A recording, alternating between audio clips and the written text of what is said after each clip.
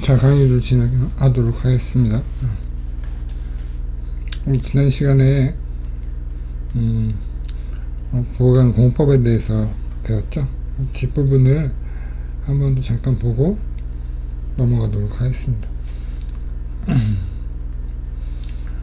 지금까지 마지막에 했던 게 포스트 텐션 공법인데 조금 더 설명하고 넘어가도록 하겠습니다. 예를 들면 슬래브가 하중을 받으면 이 밑으로 이렇게 처지게 됩니다. 처지게 되면 이쪽에 인장이 발생하면서 인장 때문에 균열이 발생하겠죠. 그래서 균열이 발생하기 전에 또 균열이 발생한 후에 포스트 텐션을 통해서 인장되는 부분, 처지는 값을 줄일 수가 있어요. 여기다 이제 철제 골조 같은 걸 붙인 다음에 이 사이에 강연선, 이 포스트 텐션이라는 거는 다시 말하면 재료가 강연선이라고 해서 강연선이라고 해서 연선이 굉장히 강한, 즉 탄성이 강한 철물이에요. 철물. 그러니까 쉽게 생각하면 철근이라고 생각하면 되는데, 얘는 필요한 게 고장력, 그러니까 장력이 커야 된다 특징을 가지고 있어서 여러 가지 재료를 쓰는데, 일반적으로는 얇은 철근을 여러 개 묶어서 쓰기도 합니다.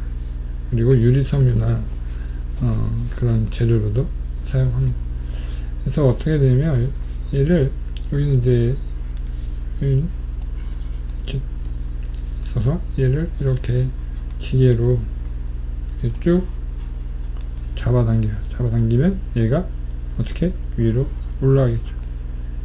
그러니까 위로 올라가는 힘이 생겨요. 이것 때문에. 위로 올라가는 힘이 생기기 때문에 하중으로 인해서 밑으로 내려오는 힘과 상쇄가 돼서 처짐의 크기가 줄어들죠. 처짐의 크기가 줄어든다는 말은 하부 인장이 줄어든다는 말이고, 인장력이 줄어들면 당연히 균열도 줄어들 수가 있겠죠. 균열이 이렇게 발생을 해도 이렇게 잡아당기면 압축 때문에 균열이 줄어들 수가 있습니다. 근데 보면 알겠지만, 여기 이제 철제 골조를 달고, 그 다음에 강연선을 설치하고, 그 다음에 얘는 당기는 기계로 당기거든요. 그래서 이런 것들이 굉장히 많이, 공간도 많이 필요하고, 부속 작업도 필요하고, 기계도 설치해야 되고, 이런 부분들이 있습니다. 근데 중요한 건 뭐냐면, 굉장히 큰 기술이 필요한데, 이 잡아당길 때 너무 세게 잡아당기면 이 선이 탈락하거나 아니면 오히려 위쪽으로 이렇게 균열이 발생할 수가 있어요. 슬래브 하부에. 그러면 굉장히 더 안 좋은 영향을 미치겠죠. 그래서 포스트 텐션 보강 공법은 그런 많은 시공 기술력이 필요합니다. 그리고 이 포스트 텐션 공법은 보강 공법으로 많이 쓰이지만, 시공할 때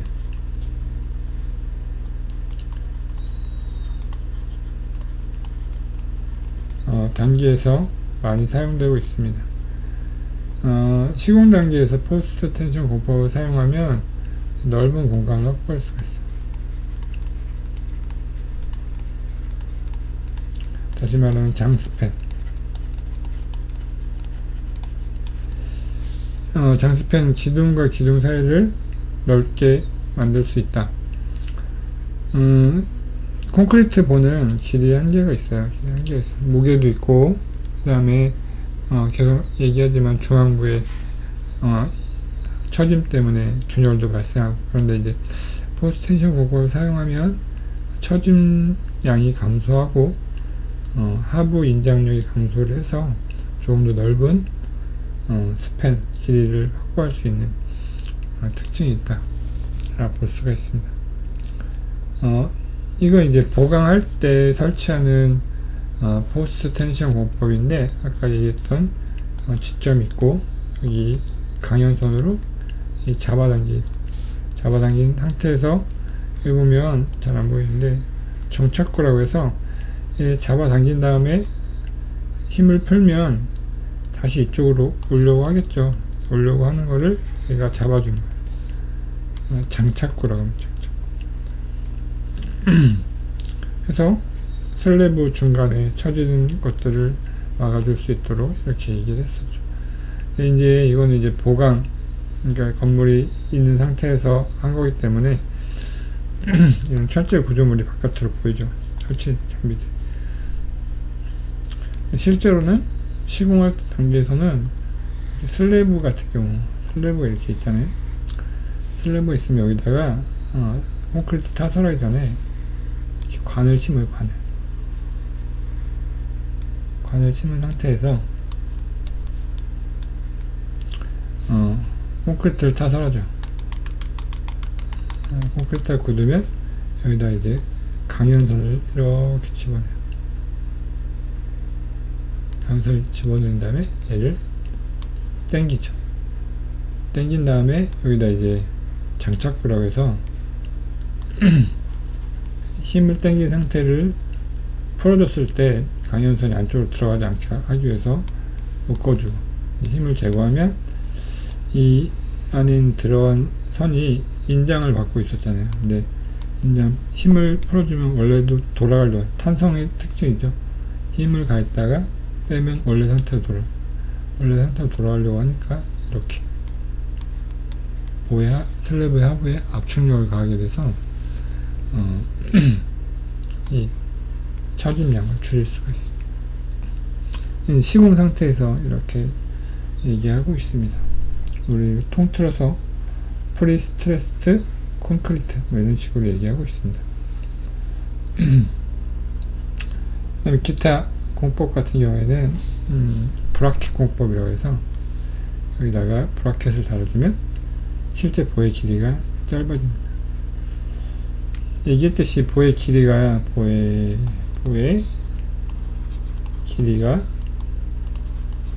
길면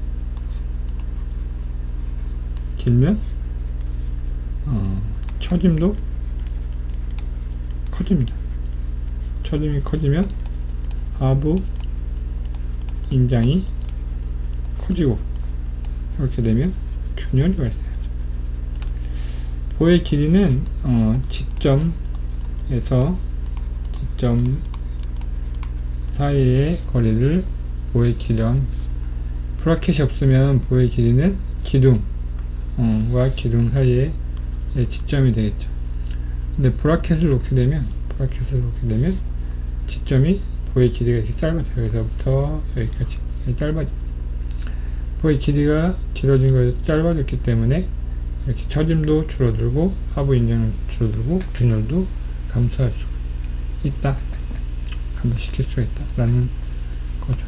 그래서 얘 같은 경우에는 균열이 발생했을 때 어느 정도 보수를 통해서 균열을 메꿔주고, 그 다음에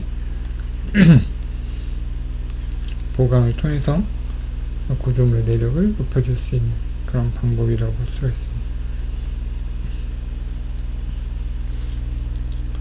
다음은 중간에 서포트를 세우는 경우에, 그래서 아까 얘기했죠. 원래 스팬이 긴데 가운데 서포트를 생겨놓으면 보강 후 스팬이 짧아지면 당연히 인장력도 감소해서 균열을 줄여들 수가 있다 라고 보시면 될 것 같습니다. 근데 서포트랑 브라켓이랑 비슷해요. 보의 길이를 줄여주는. 근데 브라켓 공법은 우리 공간을 이 정도가 로스가 되긴 하지만 공간을 어느 정도 확보할 수 있는 점이 있고, 그 다음에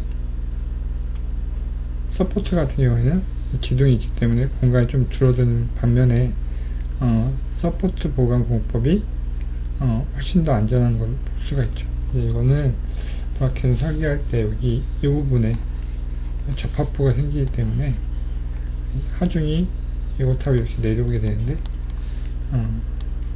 이 접합부에 집중되는 응력을 해소하기 위해서 특별한 시공 능력이 필요하고, 얘 같은 경우에는 기둥을 직접 세우기 때문에 보통 이 기둥과 같은 능력을 가질 수 있도록 설치를 하면 됩니다. 근데 보통 서포트는 이게 콘크리트로 하기도 하는데, 콘크리트는 수축하지 않으니까 얘가 사설해가지고 하면 수축을 하는데, 수축하면 얘를 밑으로 잡아당기면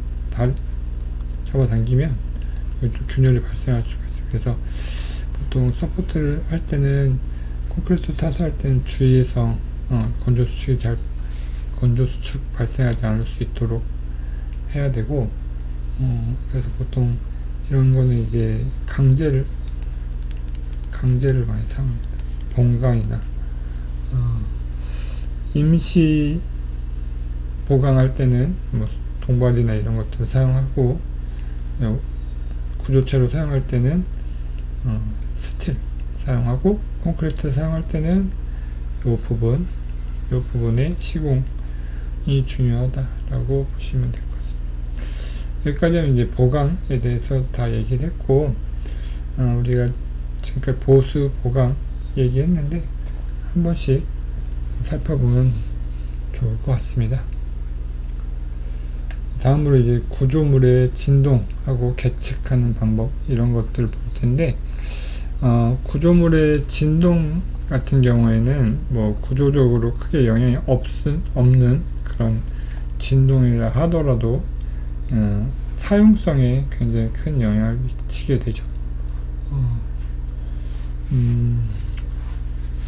그 이제 우리 요즘 많이 발생하는 층간소음 같은 경우도 구조체 진동 때문에 발생하는 소음이라고 볼 수가 있고, 이 진동이 이제 또 영향을 미치는 구조적 이유가 뭐냐면, 우리 구조물마다, 그 다음에 건축 재료마다 고유 진동수라는 게 있어요. 고유 진동수가 있는데, 그 고유 진동수와 같은 진동수를 가지는 하중을 구조물에 가하게 되면, 얘가 공진이라고 해서 실제로 가지고 있는 그 고유 진동수보다 진동수가 증폭이 돼요. 진동수가 증폭이 되면 어떤 현상이 발생하느냐, 부재가 움직입니다. 진동이 커지면 부재의 그 늘어나고 줄어드는 값이 점점점 커져요. 그래서 그 구조 재료가 감당할 수 없는 하중이 작용해서 건물이 붕괴되는 그런 경우도 발생할 수 있죠. 우리가 이제 뭐 여러 가지 공진 현상들을 주의해서 볼 수가 있는데, 구조물 같은 경우에는 미국에 있는 타코마 브릿지라는 그 현수교가 있었어요. 타코마 브릿지라는 현수교가 있었는데, 그 현수교가 산들바람이라고 하죠. 그러니까 시원하게 부는 바람, 그렇게 큰 바람이 아니고 산들바람이 불 때 그 산들바람과 타코마 브릿지의 진동수가 일치하면서 다리가 붕괴되는 영상을 볼 수가 있어요. 그래서 그럼 이제 인터넷에 검색어에 타코마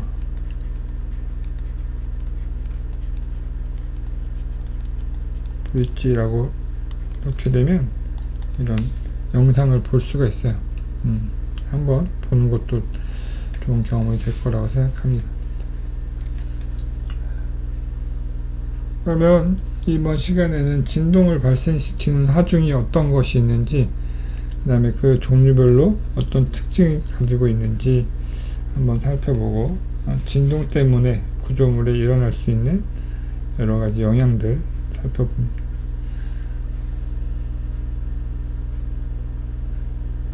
그 다음에 이제 진동을 계측할 수가 있어요. 계측해서 우리가 일부 진동을 발생시켰을 때 진동이 어떻게 전달되는지를 계측할 수가 있고, 우리가 이제 구조 안전 진단할 때 진동이 발생합니다, 진동이 느껴집니다 하면 거기 가서 이제 계측을 해서 이 진동이 안전한지 아니면 어떻게 해서 진동을 줄일 수 있는지를 계측을 합니다. 그래서 진동 계측 장비를 가지고 현장에 가서 진동을 계측하죠.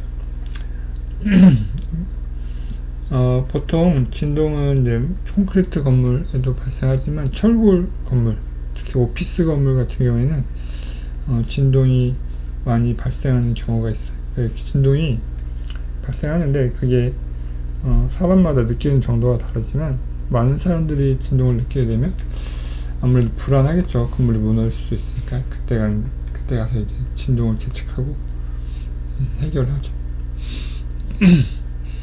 그러니까 10여 년 전에 어떤 건물이 있었어요. 건물이 있었는데 건물이 지어진 꽤 됐는데 그 안에 있는 사람들이 갑자기 진동이 느껴지면서 많은 사람들이 대피하는 경우가 있었어요. 그래서 진단업체에 가서 진동을 계측하고 이런 경우가 있었는데, 그런 식으로 현장 안전진단 할 때도, 구조물 안전진단 할 때도 이렇게 진동도 계측한다. 진동이 커지면 건물에 안전에 문제가 있기 때문에 보도록 하겠습니다. 먼저 진동 같은 경우에는 수직 방향, 그러니까 슬래브에 진동이 많이 발생하는데 수직 방향, 위아래로 흔들리는 수직 방향의 진동을 발생하는 경우, 발생시키는 원인은 사람이 걸어다니면 중력 방향 쿵쿵쿵 때리죠. 이런 것들이 있고, 그 다음에 기계 진동은 기계가 있으면 모터가 돌아가잖아요. 모터가 돌아가면 기계가 이렇게 위아래로 흔들릴 수가 있기 때문에 이런 내부적 요인 때문에 발생하는 것들이 대부분 수직 진동, 수직 방향, 중력 방향의 진동이라고 볼 수 있고, 그러니까 힘이 주기적으로 반복되는 그런 현상 때문에 진동이 발생하는 경우라고 볼 수가 있죠. 수평 방향의 진동은 구조물 자체가 좌우로 흔들리는 걸 있죠. 그래서 수평 방향의 진동은 보통 외부 요인 때문에 발생하는데, 외부 요인 할 수 있는 거는 강풍이나 지진, 이건 이제 외부에서 가해지는 수평 방향 힘 중에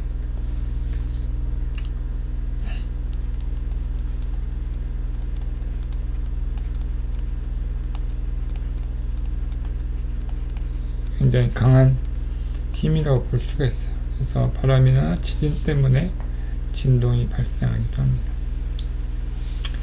진동의 크기는 강성에 따라서 달라진다는 건데, 강성은 뭐냐면 이렇게 물체가 있을 때 힘을 가했을 때 이렇게 물체가 이면서 변이가 발생하죠. 그래서 강성은 힘과 변위와의 관계예요.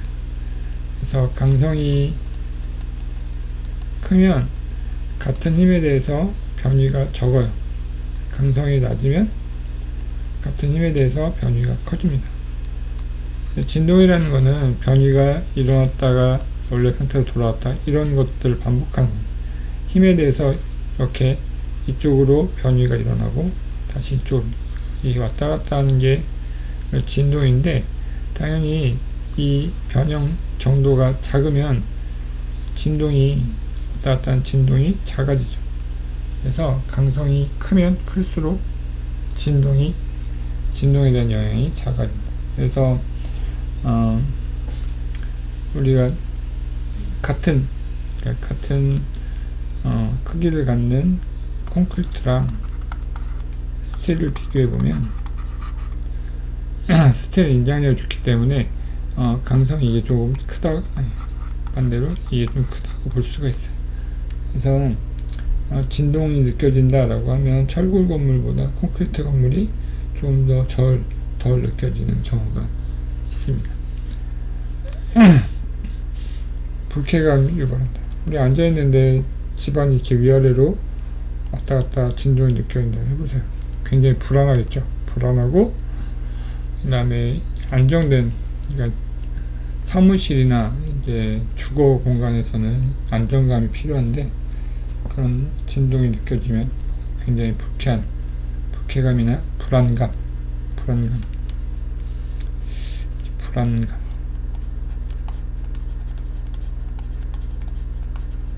느낄 수밖에 없겠죠.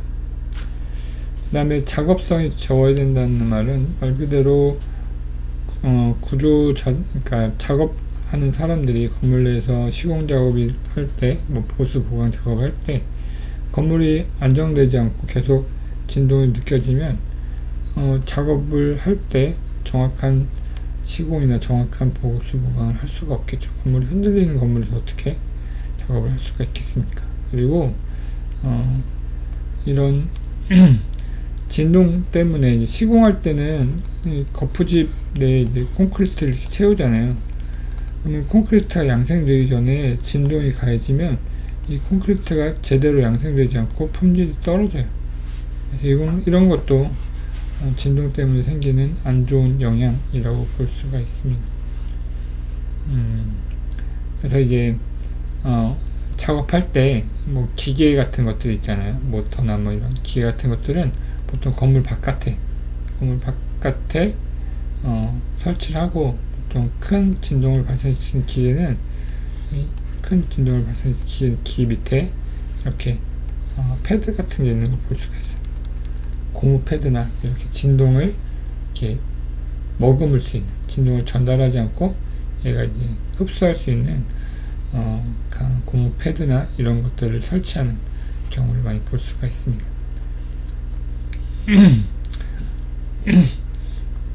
마찬가지로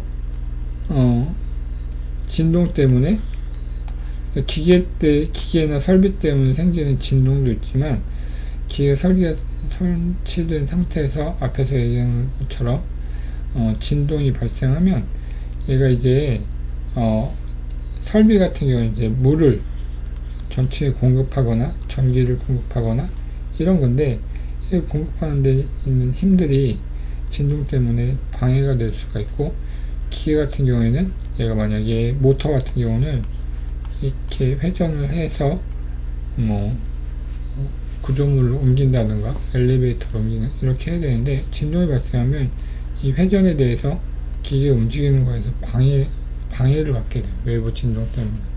그래서 기계나 설비가 가지는 성능들이 떨어지는 경우도 발생한다. 굉장히 큰 진동 때문에 발생한다고 볼 수가 있고, 건물의 안전을 유명하다는 말은 이게 구조적으로도 영향을 받는다는 의미예요. 지속적인 진동이 발생하면, 지속적 진동이 발생하면 얘는 우리가 얘기할 수 있는 피로 하중이라고 해요. 피로 하중. 똑같은 크기 이 진동이 그 하중이 계속적으로 반복되는 거예요. 이렇게 계속적으로 똑같은 하중. 근데 설계를 할 때는 이 진동 하중이 아니라 그냥 하나, 진동이 발생하지 않는 하중에 대해서 굉장히 안전하게 설계가 되겠죠. 근데 진동이 발생하면 얘가 뭐 빠른 시간은 아니지만 오랫동안 이렇게 진동이 발생하면 이 구조물의 뭐 균열이나 아니면 피로 하중으로 인해서 내력이 떨어지는 경우가 발생하고, 이게 이제 내력이 떨어지다가 구조물의 붕괴까지도 위협할 수가 있고, 또 하나는 아까 말씀드렸던